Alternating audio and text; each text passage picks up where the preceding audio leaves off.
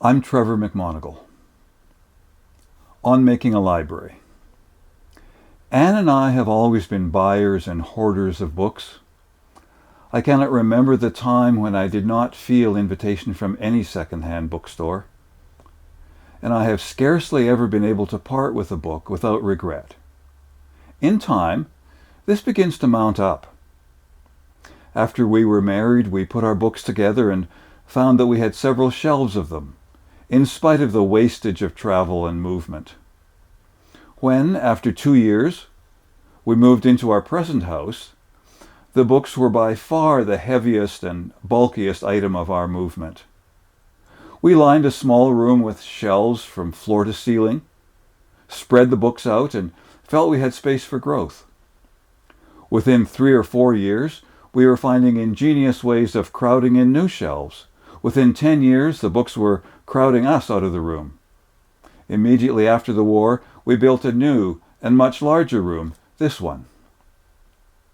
Lined it with shelves from floor to ceiling, and again felt we had room for growth. We still have, a little, but we are already discussing the place and design of future shelves. This amounts, I suppose, to a library. Any library in time begins to show a purpose. People often ask Anne or me, how do you go about building a library? There is no simple answer to that. If you read books and like books well enough to give them space in your house, a library begins to happen to you. And in time it begins to take a rather definite pattern, in direct reflection of your interests. Then you become a shade more conscious about it. You begin to detect gaps in the shelves, even though the books are touching each other cover to cover. You learn the absorbing delights of the second-hand book catalogs. You detect specialization in yourself and begin to foster it or grow away from it. I think a library should not be a static thing, but rather like a deep pool in a river, whose depths move slowly, if at all, but whose surface is a quiet flow. Fresh books come in, others are moved on the shelves to make place for them, others again go on to their travels through the second-hand dealers. People who come into this room sometimes ask and wonder, have you read all these books? There couldn't be a more reasonable question, or a more natural answer than, no.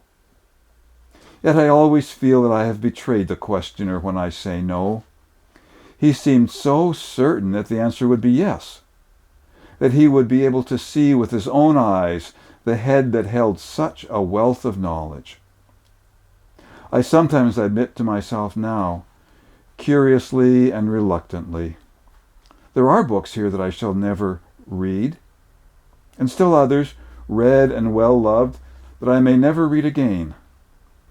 But so long as they are here within reach, there is always a possibility that the mood or the need or the time will come when I shall read quietly and completely through the whole of The Anatomy of Melancholy or North's Plutarch, when I shall turn again to War and Peace.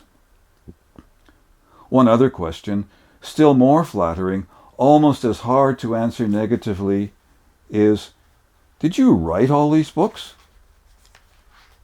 When an adult asks me, I can shake my head and point to the one little shelf with its 10 titles in some 30 editions, and still hold a measure of self-respect. But when one of my children's friends asks, and I have to say no, I feel I have destroyed a faith that can never grow again.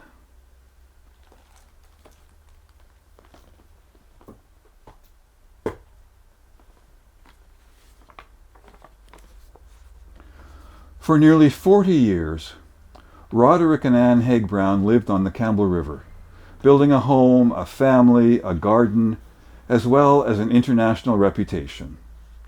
Before they built any of that, however, before they even knew each other, they began working on one of their most spectacular projects.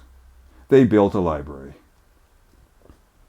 Roderick wrote about that library in 1950 in his magnificent almanac, Measure of the Year, a book that all of Canada ought to read.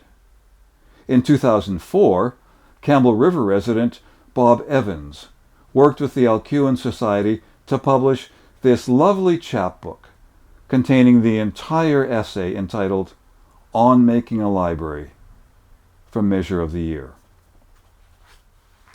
Bob also built his own library, a collection of every printing of every edition of everything written by Haig-Brown. When he passed away this summer at the age of 90, having donated his entire library to the museum at Campbell River, Bob had built the collection to over 500 pieces. I dedicate this reading from On Making a Library to Bob Evans, who was our good and wise friend. Maybe